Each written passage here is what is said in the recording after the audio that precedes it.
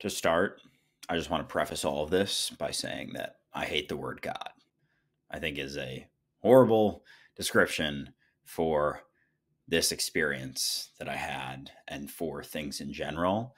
And I think people have a concept of God, an idea of God that completely masks their idea of what God is. So when I say God, I mean universe, consciousness, awareness, energy, just what is. So glad that that is now out of the way. And when I say God, I am God. You are God. God is anything and everything you could possibly see, comprehend, perceive. Okay, just wanted to get that out of the way because I think I'm going to use that in the title. So this weekend, my most recent mushroom trip, I took 3 grams, and it was, I would say, the deepest that I've ever gone. I've done a handful of trips now, and this was pretty insane. So I'll just break down from the start. On Sunday, I tripped with a few of my friends, and we took 3 grams. And yeah, I guess that's kind of all you need to know. On the come up, um, started feeling things, and I decided to close my eyes, which I don't do super often when I'm tripping. I usually tend to keep my eyes open, but anyway, decided to close my eyes. One of my other friends had his eyes closed, and I was like, all right, let's give this a shot. So I went in, and it felt like I went in thousands of miles inside of myself, but I was like in the center of the universe almost. I felt like I was in space. And so when my eyes were closed, I knew where I was without even asking. When I was there, all of a sudden these soul like beings popped up. And I watched the movie Soul recently, and I'll get into how our perceptions have an impact on these sorts of experiences and our personal perceptions of how things are and the way things are, and our ideas of what the truth is have a impact on this. So I recently saw the movie Soul. For those who have seen it, picture those little baby souls in The Great Before. They kind of look like Kirby type characters. They're kind of cartoonish. So that's like the first thing that I saw, and it makes sense because I had seen the movie recently. Just like that's how I was perceiving this. So I get there, and the first thing I ask is like, "Oh, so there's a few of you," and immediately it becomes one being, and then like turns into a tree. Like, we are whatever you perceive us to be. We are everything and nothing. And it's like, all right, well, that checks out. And so I think that realization, it's important to understand too that like I knew that I felt like I was there separate, but I was also talking to myself. Like it was also me. There wasn't this so much of this separation. And so I was like, all right, I'm here. Why don't I just start asking some questions? I knew where I was in this place where I could get answers, basically, and answers that I already knew because I was only asking myself. But I'll get into more of how it makes sense that people who experience this think, they're in heaven talking to God because that is what they have been taught is. But I knew that I was also talking to myself. There wasn't that perception of division, though it was sort of like a dualistic type experience. But anyway, the next thing I asked was, what's the point of all of this? Why are we here? And I said, myself told myself that we are here for the experience. Like, what more do you want? What would make it any better? I said, all right, yeah, that makes sense. And then the next thing I asked was, why is there suffering? And it said, well, suffering is relative, and it is to a degree, the way that you perceive suffering happens to a degree because of how deeply engulfed in this idea of dualism that we have gotten. Like, we feel so separate that suffering has come out of this world because we have gotten so far from our understanding of non-dualism and unity, and that we are all one. So that is more so a byproduct of just how distanced we have gotten, how much we have been able to trick ourselves, that we are God and we feel like we're not. Like, pretty fucking good illusion, if you ask me. And then the other part of the suffering aspect was that it is based on our individual perceptions. So, to someone in a first world country, living in a third world country kind of objectively feels like suffering, when I'm not saying everyone, but there are situations in third world countries that they don't feel like they're suffering. They actually enjoy their lives. And there are certain situations where they're a lot happier than the average person in a first world country, but we just perceive it as suffering. So, suffering, good and bad, they're all dictated based on our individual perceptions. At the end of the day, like, it's all comes down to the individual and your relative perception to how things are. So that became a lot clearer as well. So suffering comes down to our identification as separate from the world, separate from each other, when deep down we are all the same thing, the universal awareness, the universal consciousness experiencing itself that will never die. Andrew, as this human, may die, but I, the deeper I that we all are, never will. We always have been and always will be. That became very clear in this situation and experience.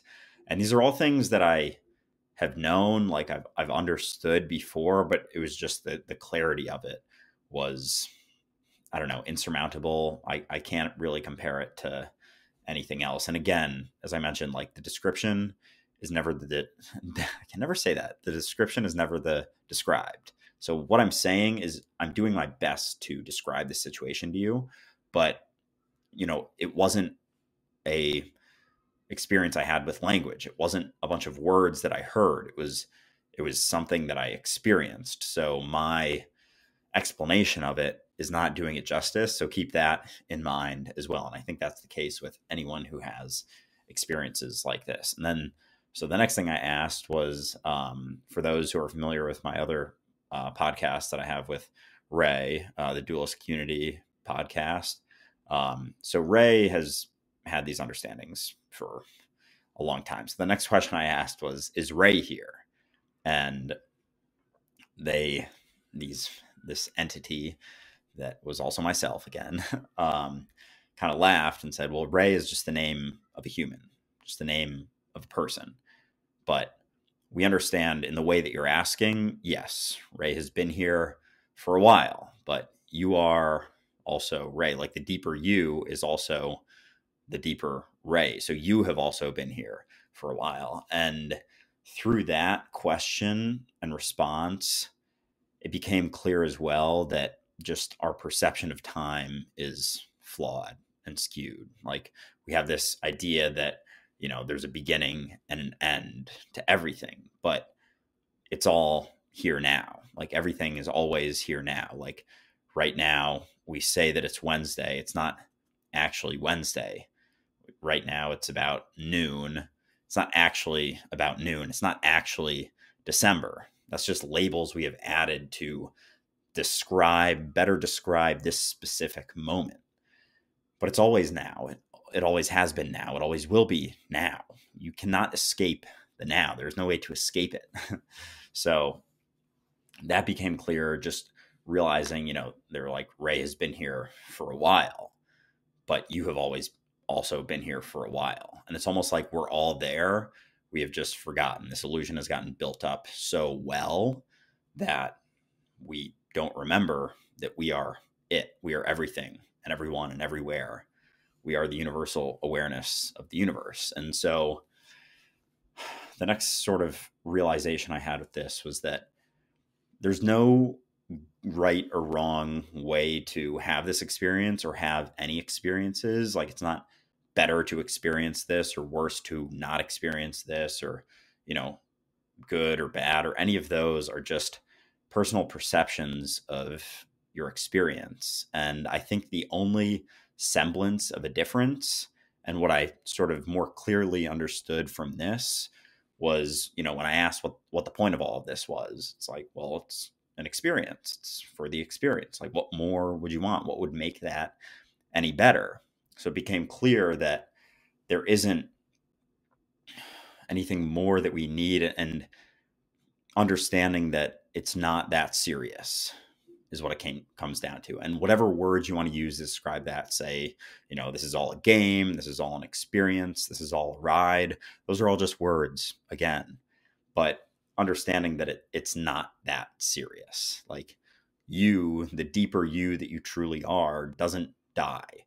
You're not born and died. You are the awareness of this specific perception, like the universe itself condensed down into a single sort of experience here and now. So the human that you think you are is born and dies, but the deeper you is eternal.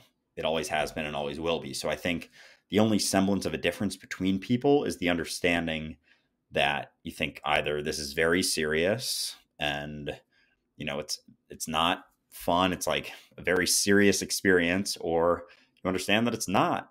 It's just a ride, it's just a game. It's not that serious. Another part of this that a lot of people may get tied into, I could see it happening, is thinking like building up their sort of ego, having this experience where many would label this as, talking to God, and the religious aspect of it. I could totally see why, if someone has this experience, like a near-death experience, and they find themselves in this sort of realm, that they would be like, yeah, I was in heaven talking to God. But those are just ideas. Those are just words. Those are just what you've grown up thinking. So again, the description is never the described. So realizing that just because you have this perception of how things are doesn't mean that is the way that they are. Like, we use these labels like heaven and God because, Jesus talked about that. But he also said at the beginning, I don't know if you're religious and you haven't read the Gospel of Thomas, you should. It is a gospel that the Catholic Church specifically left out of the New Testament because it didn't fit their narrative. But it is direct accounts, like just a book of quotes of Jesus. And it begins with something like, if you understand this, you will never taste death.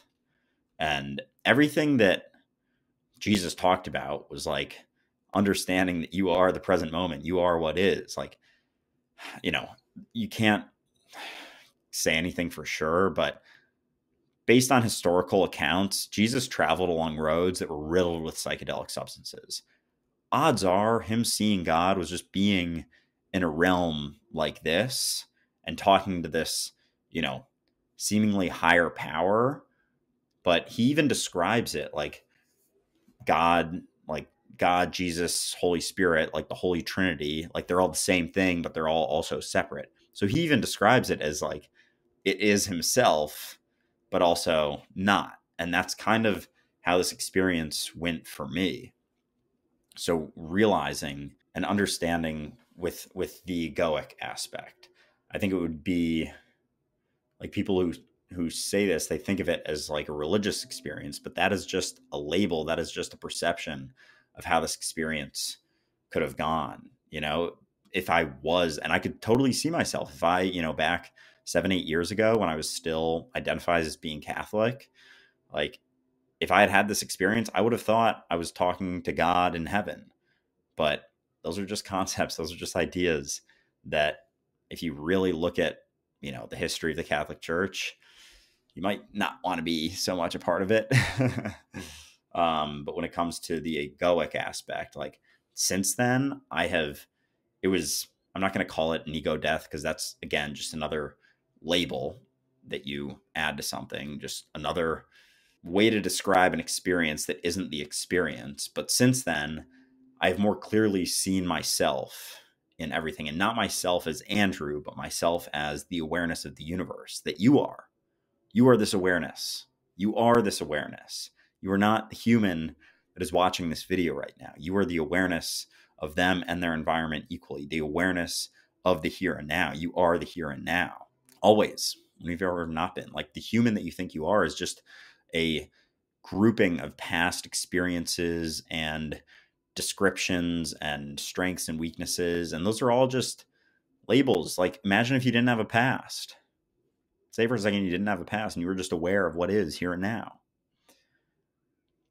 It'd become pretty obvious that you're not this human, because what is this human? Just everything leading up to this moment explains Andrew, you know? But I am not anything leading up to this moment. I am what is here and now. I'm the awareness of here and now. So then maybe I'm not Andrew. Maybe I'm something deeper than that, this deeper awareness. So yeah, since then I've been able to see, like, everyone I walk past walking around New York, I'm like, you're me. Just, forgotten or have been conditioned to believe that you're not. You've been conditioned to believe that you're just this meat suit.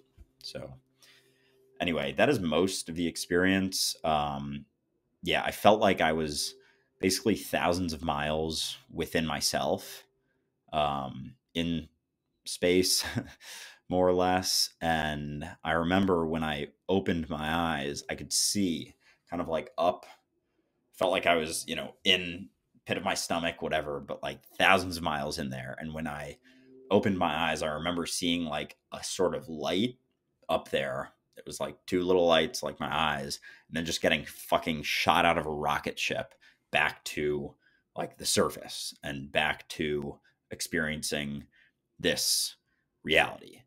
And it was, yeah, that was the best I could do at describing it, I would say. But again, description is never the described. So it still doesn't really do it justice necessarily. But it became very clear that death is an illusion as well. Like, Andrew may die, but I'm not Andrew. I am something much deeper. Like, it was the most at peace that I've ever felt in my entire life. Like, I didn't fear death. And I'm not going to say that, my fear of death is gone. Like, right now, I'm not afraid of it, but like, we're never anything more than this moment. So there could be a situation where I'm, you know, someone comes up to me with a fucking knife and like all of a sudden I am scared of death. So, right now that fear has, I don't know, maybe it hasn't fully gone away, but I'm much more at peace with that. So, yeah, I guess I've already mentioned this, but it's important to keep in mind how much of a role our perceptions play in experiences like this. If someone else has a similar experience, they may perceive it in a much different way and may label it with all of the labels that they have been given by, if they grew up religious in certain ways. But those are all just words. Those are all just descriptions. They aren't the experience. Yeah, that's pretty much everything I wanted to say. So let me know, comment if you want to see more trip report videos like this. Yeah, if you enjoyed the video, toss it a like. Subscribe if you aren't subscribed and you want to. And yeah, I mentioned this in a vlog that I might make a video, just like a full video on this experience. And so this is it. And thank you for listening to me babble about this experience for close to 20 minutes now. And I'll see you soon. Peace.